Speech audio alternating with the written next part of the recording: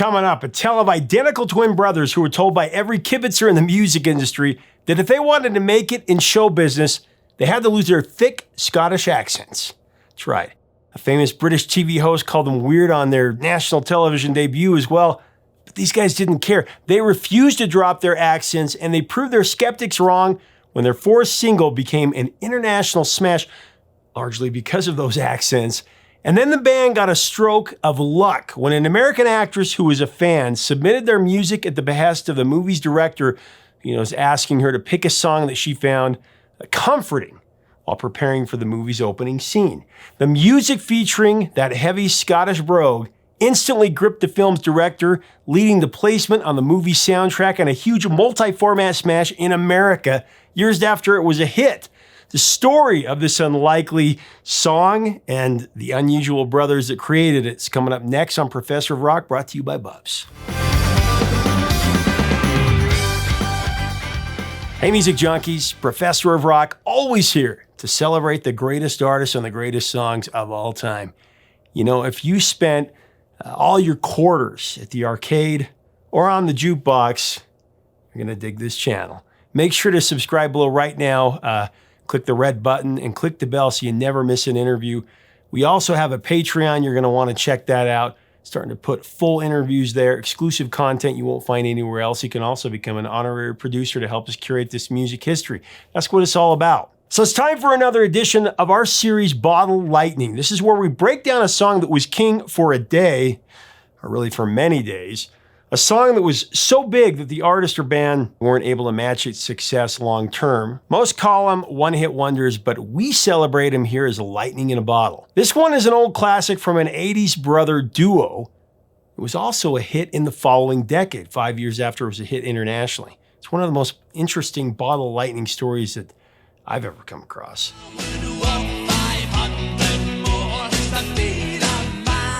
Love will make us do crazy things. The determination to prove our love for another makes us unreasonable, unstoppable, even invincible. That superhuman resilience has been captured in the lyrics of some of popular music's most beloved songs. Talking about luminaries like Marvin Gaye, who teamed with Tammy Terrell to vow that there ain't no mountain high enough, ain't no valley low enough, ain't no river wide enough to keep him away. To keep me from getting to you, baby, remember the day. And Nat King Cole, who pledged his love when he proclaimed to his darling, "I'll follow my star to the ends of the earth just to be where you are." Just to be where you are. Now, in another act of insurmountable devotion put to music, two brothers from Scotland promised to walk 500 miles and then 500 more just to be the man to fall down at the door of their love.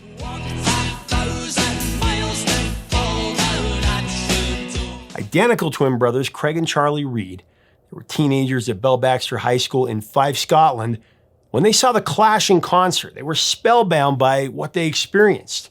With only a cheap guitar and a worn-out drum kit, the brothers decided to put a punk band together, and they named it Black Flag. Seriously, Black Flag. No, not that Black Flag. No relation to the punk band from Hermosa Beach, California, once famously fronted by Henry Rollins.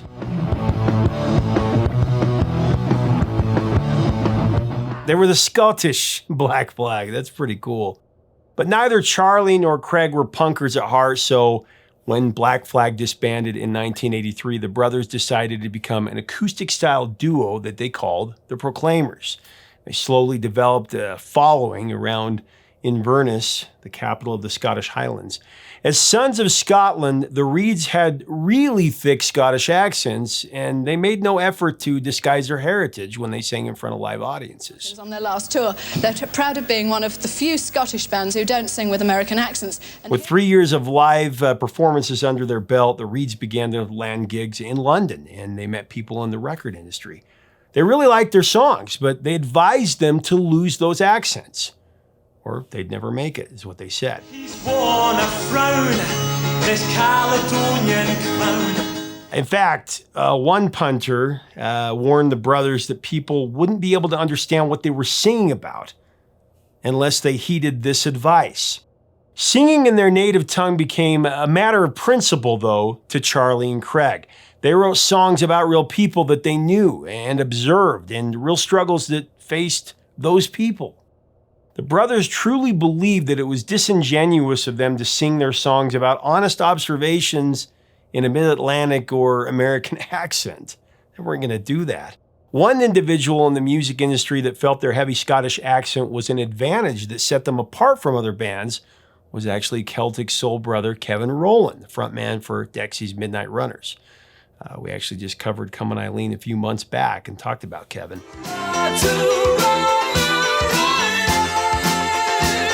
The brothers first met Kevin Rowland when they saw him on stage with the Dexy's Midnight Runners in, I believe it was 1980, well before Rowland co-wrote the #1 new wave favorite Come On Eileen, with Jim Patterson and Billy Adams.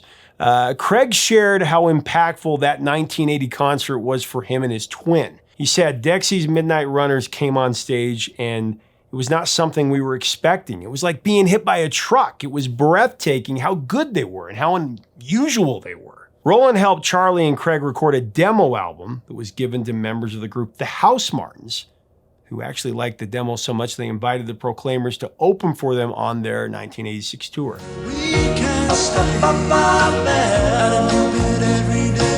Speaking of The House Martins, if you've never heard of this band, you gotta check them out. One of my favorite bands when I was in high school, still one of my favorites. They wrote some of the best songs of the 80s. And their lead singer, Paul Heaton, of course, started the outstanding band, The Beautiful South, that happened at the end of the 80s. Should I do a piece on them? Either The House Martins or The Beautiful South. I should try to track Paul Heaton down for an interview. Anyway, forgive me for the distraction. I love The House Martins.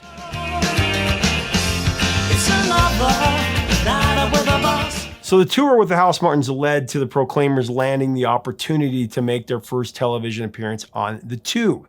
This was a popular show on the independent television network showcasing emerging musical acts. So over the introduction of the Proclaimers to the studio audience and those watching at home, Paul Yates, the controversial host of The Tube, she set the band up for viewers to get ready for something weird. That's what she said. Unflinching, the brothers took the stage and delivered a spirited performance of their first single, Throw the R Away.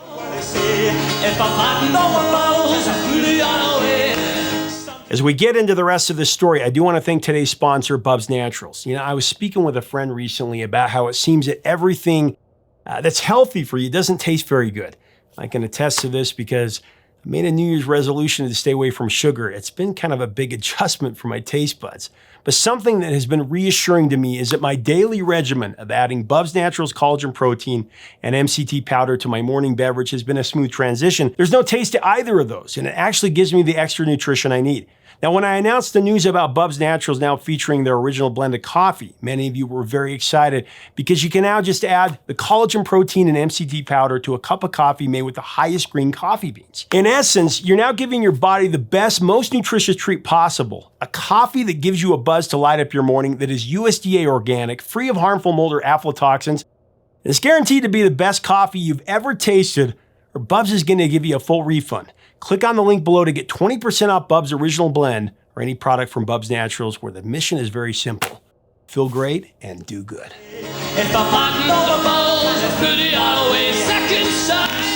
It was the second single, Letter from America, that actually broke the Proclaimers in the United Kingdom. The song reflects Scotland's long history of emigration, with Scots leaving behind the severe unemployed and economic depression in their motherland to start new lives in America and Canada.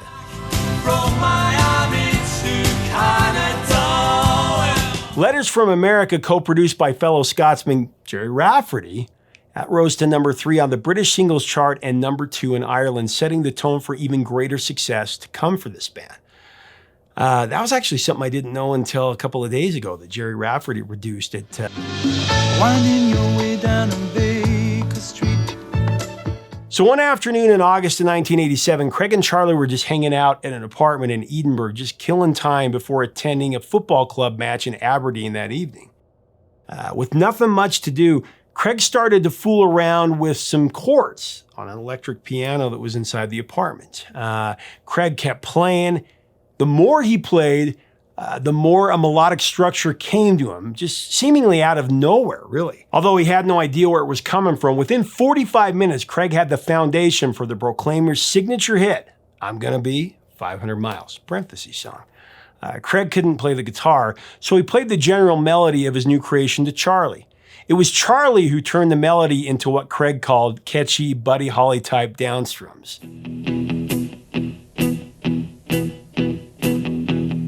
Now, while composing this particular song, Craig didn't have thoughts of creating a tune that would be universally loved, but with lyrics about drunkenness, working hard, and a complete disregard for money, the masses would really relate to I'm Gonna Be. Yes, I know I'm gonna be the man who's working hard for you. I'm Gonna Be was the obvious choice to be the lead single for the Proclaimers' sophomore album, Sunshine on Leave. On the heels of the top 5 success of Letter from America, the Proclaimers were going to get fast consideration for airplay, and I'm Gonna Be was immediately on the radio throughout Europe and other parts of the world. The single actually peaked at number 11 in the UK, but it went all the way to number 1 in Australia and in New Zealand.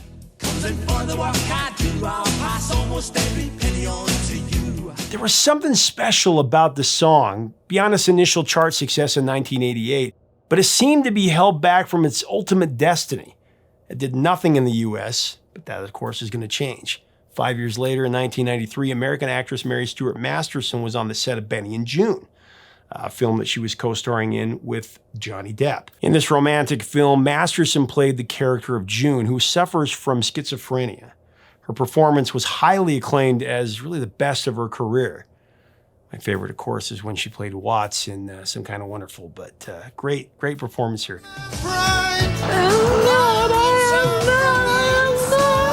Now, the director of the film, Jeremiah Chechik, he asked Mary Stuart Masterson to bring in her favorite music as motivation for the opening scene where she's painting. Masterson's favorite band at this time was the Proclaimers. She elected to play I'm Gonna Be 500 Miles on her personal stereo. The director and actually the entire crew fell in love with this song. Yeah, I know I'm gonna be the man who goes along with you. Chechik also directed the classic Christmas Vacation with Chevy Chase. He remembered hearing the track and thinking, a song about someone who's gonna walk 1,000 miles for true love? That's just too perfect. And so Chechik put the song in the scene, and it was indeed perfect for the movie. It actually became a highlight with moviegoers and was quickly picked up by the American media. Good for Mary Stuart Masterson. Great taste in music.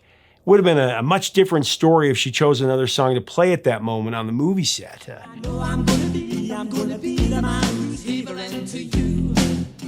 Also, if the Reed brothers had succumbed to the dictums of record executives and sang in English or an American dialect, would the Proclaimers have captured Mary's fancy? I don't know. Probably not. The series of events that decided the fate of I'm Gonna Be and the Proclaimers, it really makes you wonder.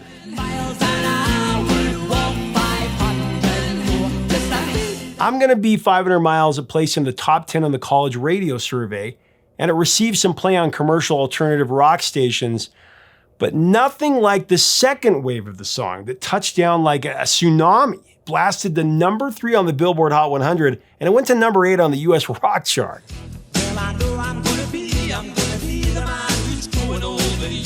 I mean, inconceivable for a song that had peaked overseas 5 years before that.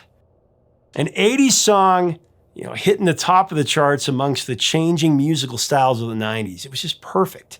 Not only did I'm Gonna Be finally get the mass recognition that it deserved in America, it also had a huge resurgence when it was re-recorded with British comedians Peter Kay and Matt Lucas joining Craig and Charlie Reed on a comic relief version that triumphantly reached the pinnacle of the British singles chart, and it went to number 1 in their motherland, Scotland. That was in 2007. Be the man who's working hard for you. Shaka Khan. And when the money. Just what is the magic behind I'm Gonna Be 500 Miles, that makes it such an irresistible dose of ear candy? When asked why the song became so popular, Craig Reed summed up his whimsical composition, if you will, using no superlatives or sophisticated musical theory. It's all the things that are so bloody obvious, he surmised. I don't have a very good Scottish accent. I think Craig's being way too modest, though. I'm Gonna Be 500 Miles has a brilliant pop arrangement. It's constructed around the track's catchy marching chorus, galloping, non-lexical chanting, shouted out proudly by Craig and Charles with anthemic jubilation.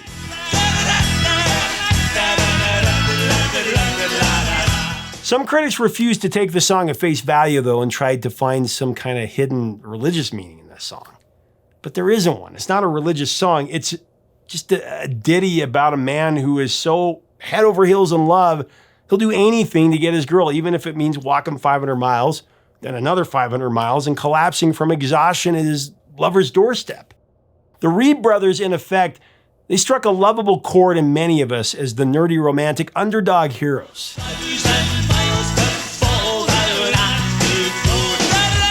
Even though it was a straight-ahead love song with no suggestive subject matter, it wasn't without controversy. The line in verse 1 that goes, "I'm gonna be the one who's havering for you," that was misinterpreted to mean something bawdy, and some radio stations in America refused to play it, actually. Or it may have went to number 1. Well, I know I'm gonna be the man who's havering to you. In reality, havering was part of narrator's obsession. In Scotland, havering is a term that means to babble on. It's when someone keeps talking about the same thing over and over. That's how head over heels in love this person is. I know I'm gonna be the man who's havering to you. The Proclaimers, with their naturals blend of musical genres, have been cited as significant influences by many bands, including the Concretes, Bare Naked Ladies, Belle and Sebastian, actually, the Balconies, and Peter, Bjorn, and John. I'm Gonna Be has been covered a number of times, not only by the aforementioned acts, but also by Todd Rundgren, also Imagine Dragons. Listen to the massive crowd singing along to Imagine Dragons when they perform their version of the Tea in the Park Festival.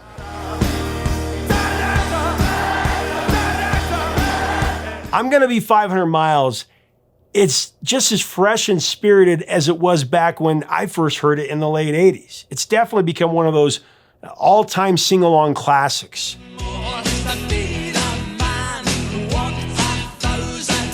And unlike most of the recordings of that era, the song doesn't have any synthesizers or electronic processing that could make the song sound dated.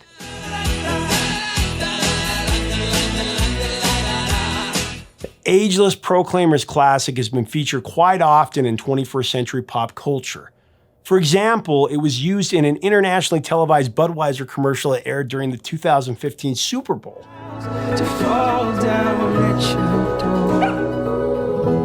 You may have caught the action romantic on an electric scooter, a scene where the song was placed for an episode of the short-lived musical comedy Zoe's Extraordinary Playlist. That was in 2020.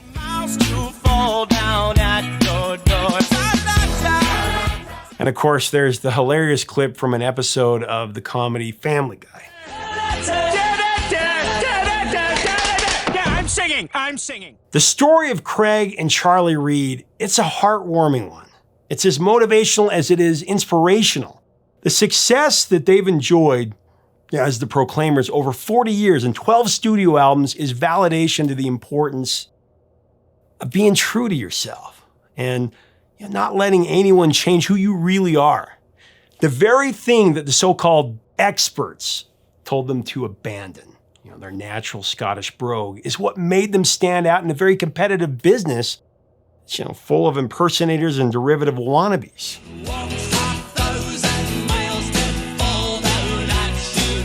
I had this song on import years before it hit on Benny and Joon, and I put it on several mixtapes for a girl that I pledged my undying love to.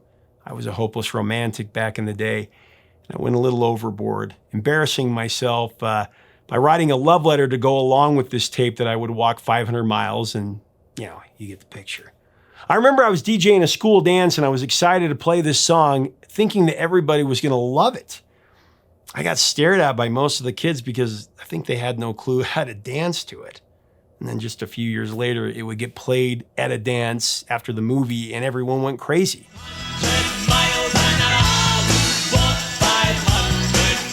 Kind of the same thing that happened with the song and the Reed brothers when they were well ahead of their time and weren't afraid to sing with their thick, if it's not Scottish, it's crap accents. Remember that skit from Saturday Night Live? Hold on. Welcome to All Things Scottish. If it's no Scottish, it's crap! From all of us in the Professor of Rock community, we want to thank Craig and Charles Reed for their music and going the distance with unwavering courage and integrity. And thanks so much for watching. Leave us a comment about the Proclaimers and this Bottle Lightning smash hit. It's just such a feel-good song. What did you think of it when you first heard it? What are your memories of the movie and the song? When did you discover it? Let us know in the comments. Make sure to subscribe below so you never miss out on our daily videos. We would love to have you as part of this community. Until next time, 3 chords and the truth, my friends.